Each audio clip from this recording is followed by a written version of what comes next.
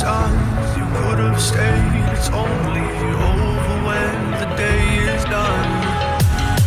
I never knew you was a runner, yeah. I mistook you for a son. It don't matter what we think when it's all over. 'Cause this is our last chance to leave it all behind. Raise your voice and raise your power, yeah.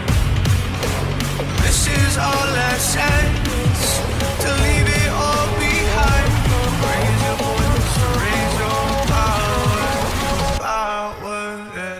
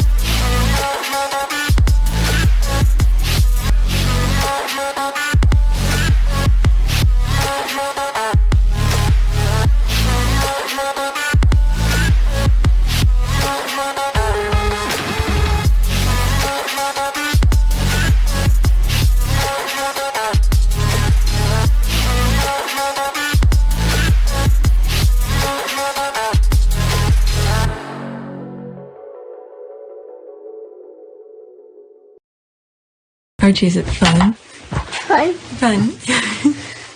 After me. Ready? Happy? Happy.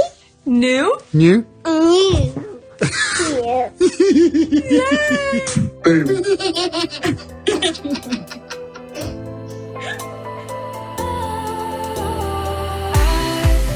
Was wrong to say I wouldn't change a thing, 'cause in the story of our lives, the best of times through colored glass, time rolls on enough to let me move on past, but every little now and then it creeps on back to shape my smile.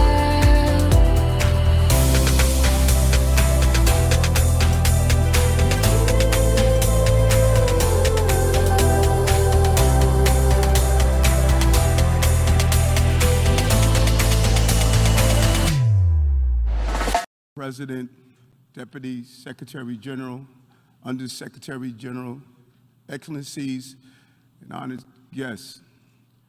Today we celebrate the life and legacy of Nelson Mandela. I also want to congratulate the Nelson Mandela Prize laureates. This day is so important because today many people around the globe are in dark places. They don't see a future for themselves, their families, or our planet. They're serving a life sentence of despair and hopelessness. I have been to the Robben Island prison where Nelson Mandela was imprisoned for 27 years. That small cell where he endured so much was a powerful sight. While he was in jail, he knew that where he was not who he was. And Nelson Mandela went on to become the president of the country that imprisoned him.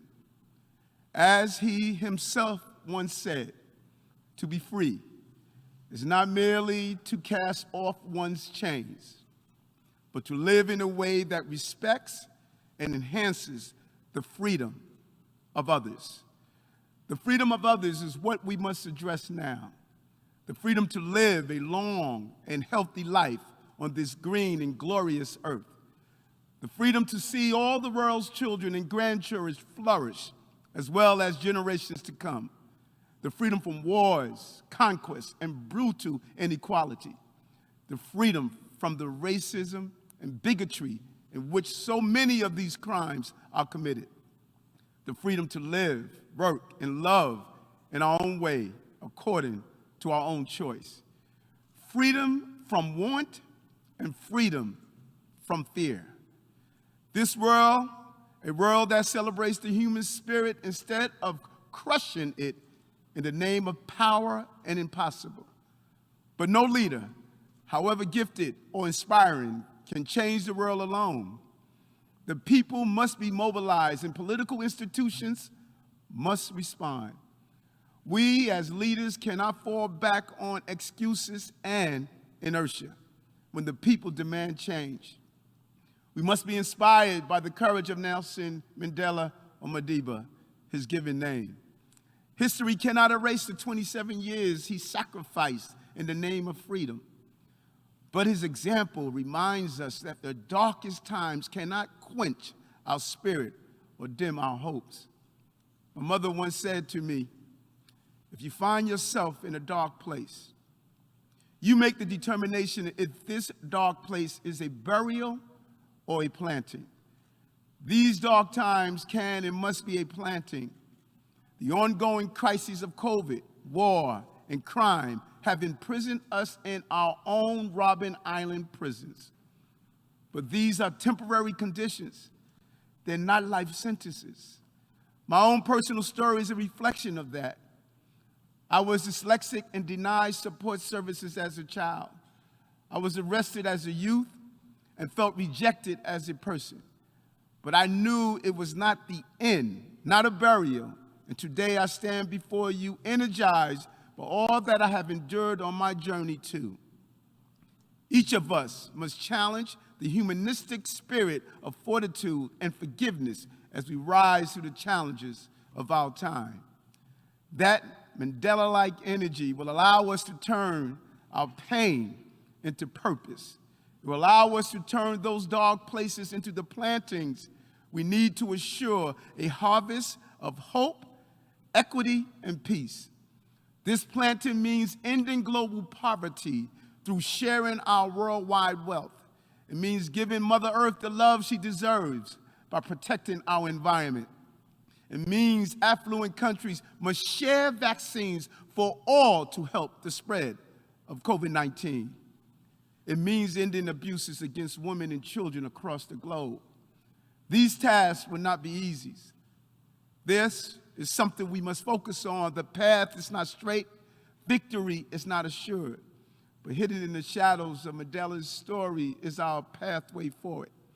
We must be courageous enough to examine the directions we are going and commit to doing the right thing. We must say to those who believe where they are is who they are, that they are all right, things can change. And that change cannot wait. You are husbands, wives, children, and members of this great race we call the human race. The work of planting must begin now with us. We must make sure the harvest feeds the hopes and dreams of all in the years to come. And New York City is ready to work with the world to make this future a reality. Long live the spirit of Madiba. Thank you.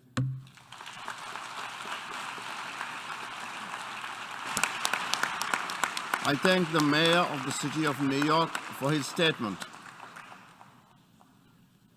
I now invite Prince Harry, the Duke of Sussex, who will deliver a keynote statement.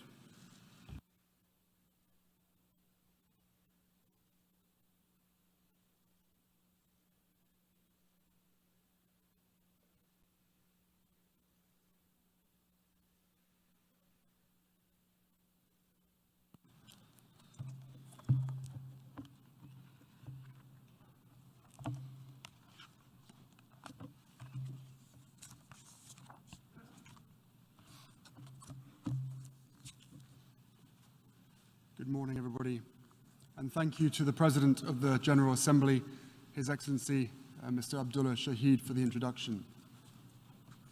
And thank you to the Nelson Mandela Foundation for inviting me to speak on this day of all days.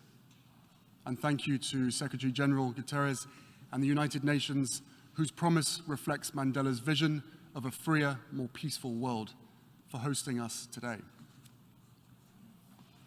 It is an honor to join you all on Nelson Mandela International Day. Having spent time with many of Mandela's family members over the years, I speak to you today with humility, mindful of how much the man they loved means to so many. Those of us not fortunate enough to know Mandela well have come to understand the man through his legacy, the letters he wrote alone in his prison cell, the speeches he delivered to his people, and those incredible shirts that he sported. We've also come to know him through the photographs of a person who, even when confronting unimaginable cruelty and injustice, almost always had a smile on his face. For me, there's one photo in particular that stands out.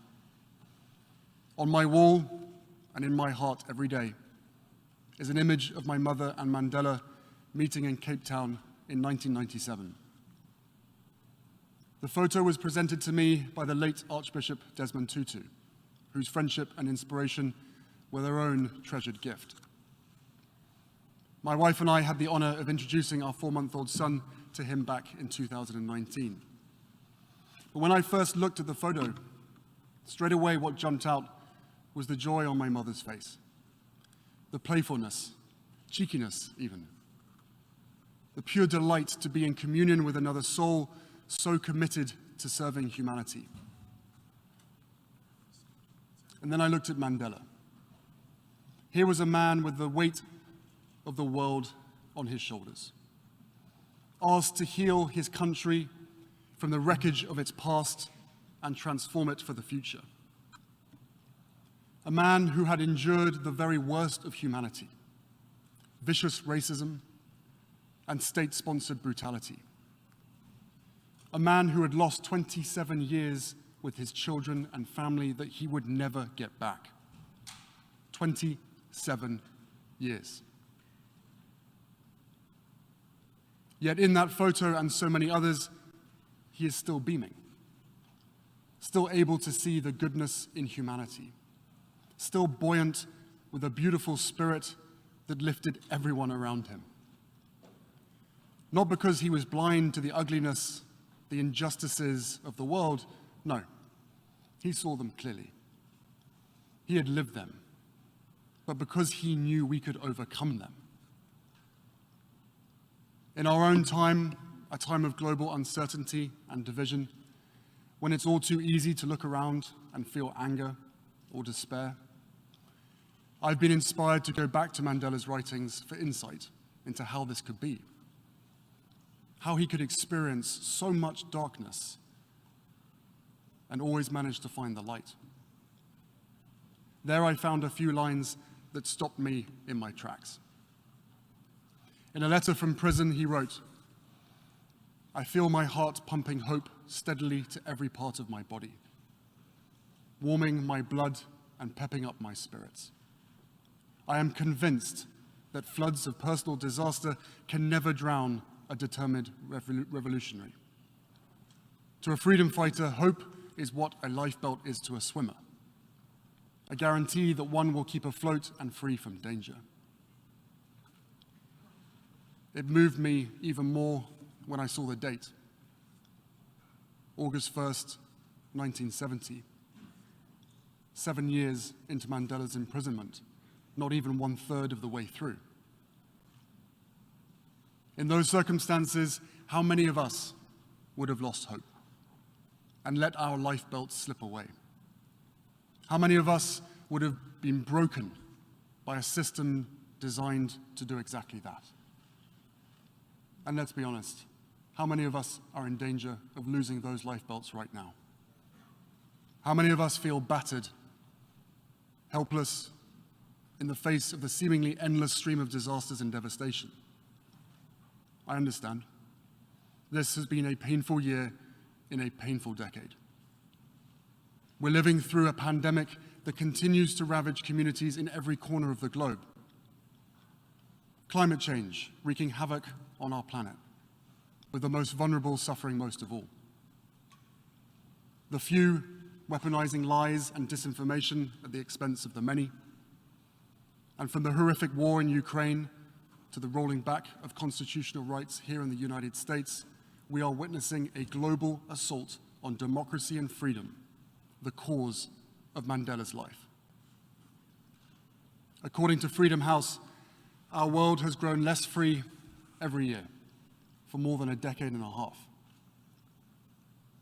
As so often happens in history, the consequences of decisions made by some of the most powerful people in some of the wealthiest countries are being felt even more deeply across the continent of Africa. The pandemic, the war, and inflation have left Africa mired in a fuel and food crisis, the likes of which we have not seen in decades. Worse still, this comes at a time when the Horn of Africa is enduring the longest drought it's faced in close to half a century. And what is happening in Africa is not an isolated event. The drought there is a reflection of extreme weather we are seeing across the globe. As we sit here today, our world is on fire, again. And these historic weather events are no longer historic. More and more, they are part of our daily lives. And this crisis will only grow worse unless our leaders lead. Unless the countries represented by the seats in this hallowed hall make the decisions, the daring, transformative decisions that our world needs to save humanity. These decisions may not fit with the agendas of every political party. They may invite resistance from powerful interests. But the right thing to do is not up for debate. And neither is the science. The only question is whether we will be brave enough and wise enough to do what is necessary. So yes, this is a pivotal moment. A moment where multiple converging crises have given way to an endless string of injustices. A moment where ordinary people around the world are experiencing extraordinary pain. And in this moment, we have a choice to make. We can grow apathetic, succumb to anger, or yield to despair, surrendering to the gravity of what we're up against. Or we can do what Mandela did, every single day inside that 7 by 9 foot prison cell on Robben Island, and every day outside of it too. We can find meaning and purpose in the struggle. We can wear our principles as armor. Heed the advice Mandela once gave his son to never give up the battle even in the darkest hour, and find hope where we have the courage to seek it. Since I first visited Africa at 13 years old, I've always found hope on the continent. In fact, for most of my life, it has been my lifeline, a place where I've found peace and healing time and time again. It's where I felt closest to my mother and sought solace after she died, and where I knew I had found a soulmate in my wife. And it's where so much of my work is why my work is based there. Because despite continued hardship, there are people across Africa who embody Mandela's spirit and ideals, building on the progress he helped make possible. I see it in the communities fighting to save the OKAVANGO Delta, defying the odds to protect their home and its biodiversity from big oil companies. I see it in the young girls who are forced out of school and into marriage in northern Nigeria, speaking out today so others may get a fuller chance to thrive tomorrow. I see it in the young entrepreneurs I met in Johannesburg, using their energy and creativity to launch businesses that serve their communities. I see it in World Central Kitchen, a partner of the Archwell Foundation, and their volunteers in Ukraine and around the world, fighting food insecurity one meal at a time. I see it in the vulnerable children of Lesotho and Botswana, orphaned by HIV, striving for a better future, which we support through our organization, Centre Bali. I see it in the newest generation of activists for equality and justice, who are mobilizing people of all ages and races all faiths and walks of life, to lace up their shoes and join the march. And I see it in the parents I meet around the world. As determined as Mandela was to give their children a better shot at a brighter future, to prioritize their own and their children's mental health and well-being, to reject old ideas and past prejudices, to heal from the past and build resilience for the present and future. Because they know the price of inaction will be paid by the next generation. In their strength and in their deeds, Mandela's legacy shines as brightly as ever. They are my lifebelt. I hope they can be yours too. Because right now, the water is rising all around us. In some places, quite literally. So it's more important than ever that we seek a purpose greater than ourselves and get to work. After all, Mandela was not only a man of conscience, he was a man of action. He organized millions, inspired billions, joined hands not only with those who loved him, but those who had once jailed him, to build a better future for all. What Mandela understood was that true legacy transcends one's own needs and the passage of time. It defies the moment. Its relevance never ceases. Legacy does not belong to the self. It belongs to those it impacts. That doesn't mean he was perfect. No, he was something better. He was human. As he wrote in his autobiography, I have made missteps along the way, but I have discovered the secret that after climbing a great hill, one only finds that there are many more hills to climb. I have taken a moment here to rest, to steal a view of the glorious vista that surrounds me, to look back on the distance I have come. But I can rest only for a moment, for with freedom comes responsibilities, and I dare not linger, for my long walk is not yet ended. It has been almost a decade now since Mandela's own walk on this earth finally reached its end. But what he taught us again and again is that it was never his walk alone. It was all of ours. It is all of ours.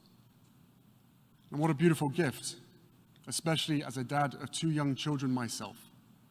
The message that this world is meant to be shared.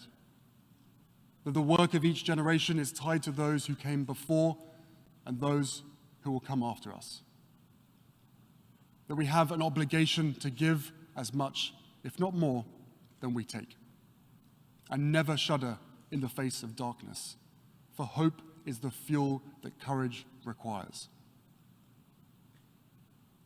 So on this Nelson Mandela International Day, as a new generation comes of age, a generation that did not witness Mandela's leadership for themselves, let's commit to remembering and celebrating his life and legacy every day, not just once a year. Let's talk with our children about what he stood for. Let's seek out what we have in common, empower all people to reclaim our democracies, and harness the light of Mandela's memory to illuminate the way forward.